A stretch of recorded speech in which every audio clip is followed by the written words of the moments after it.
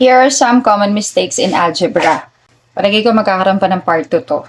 Unang-una, 3 squared is equal to 6. Kasi nga naman, yung 2 squared is equal to 4, which is correct. Kaya ang akala, minultiply yung 2 times 2. Kaya 4. So yung 3 squared, minultiply din. 3 squared, 3 times 2 is 6, which is wrong. Ayan, mali yan. Ang ibig sabihin ng exponent natin, yun yung nag-i-indicate kung ilang beses mo imumultiply yung base sa sarili niya. Okay, ito yung base, yung 3, ito yung exponent, okay, yung power natin. So, 2 ang exponent natin, ibig sabihin, we will multiply this base 2 times by itself.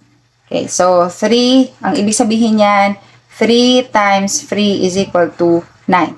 Therefore, yung 3 squared is equal to 9.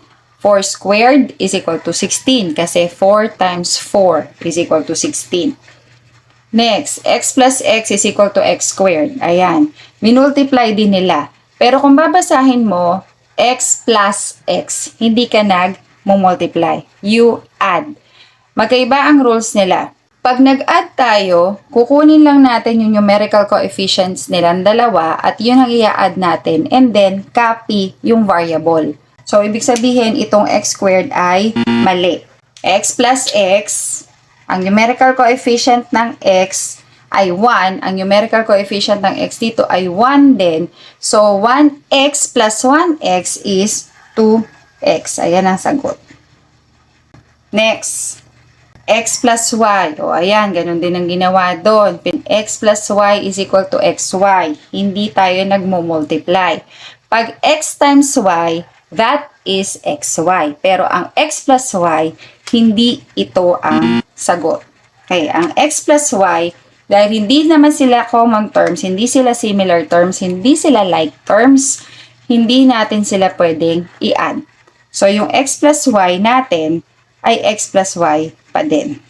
Next, na negative 4 plus negative 5 is equal to 9. Ang dami ko nababasang comments na ganito.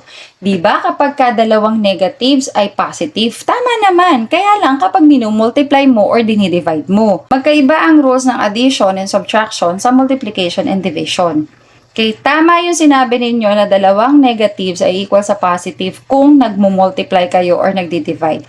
Pero dito, hindi. Nag-a-add tayo. Imagine ninyo kung may utang kayong 4 at nagdagdag pa kayo ng utang na 5. Ibig sabihin, bayad na kayo. Kung positive yon. Kung positive ang dalawa negative na inad mo. Di ba lugi? Yun nagpa-utang sa'yo. Okay. So, ibig sabihin lang, mali ito.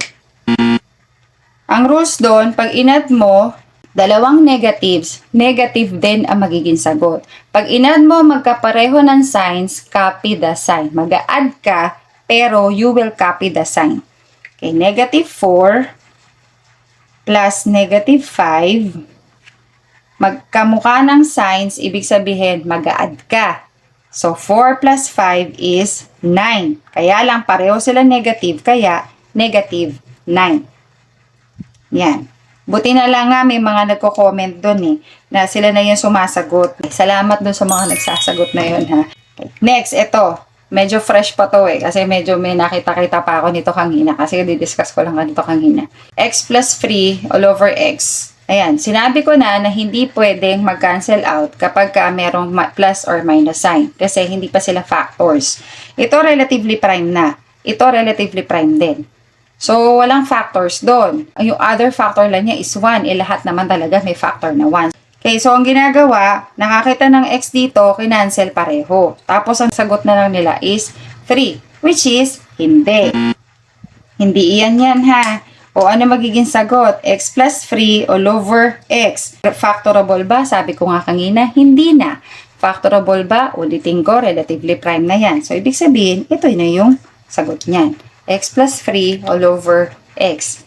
Simplified form na to.